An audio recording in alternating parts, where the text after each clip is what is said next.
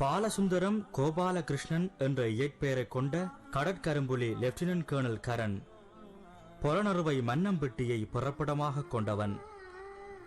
1988 ஆண்டு தமிழீழ விடுதலை போராட்டத்தில் இணைந்து அற்புதமான போராட்ட வாழ்வுக்குள் தன்னை முழுமையாக ஈடுபடுத்திக் கொண்டவன். மட்டு 12 தரன் பயிற்சி முகாமில் பயிற்சி பெற்ற இந்த வீரன் போராட்ட வாழ்வின் ஆரம்ப காலங்களில் மட்டக்களப்பு மாவட்டத்தில் சண்டை படையணிகளோடு நின்று தனது கடமையை ஆற்றியிருந்தான்.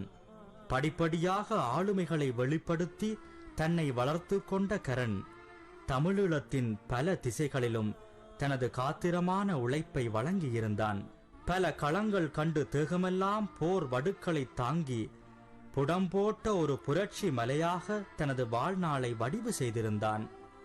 ஆரம்பத்தில் தரை கரும்புலி அணியில் தன்னை இணைத்துக் கொண்ட கரண் பின்னர் சில தேவைகளை கருதி 1996 ஜனவரி 26 நாள் கடற்கரும்புலிகள் அணியில் தனது கடமையை மாற்றம் செய்து கொண்டான்.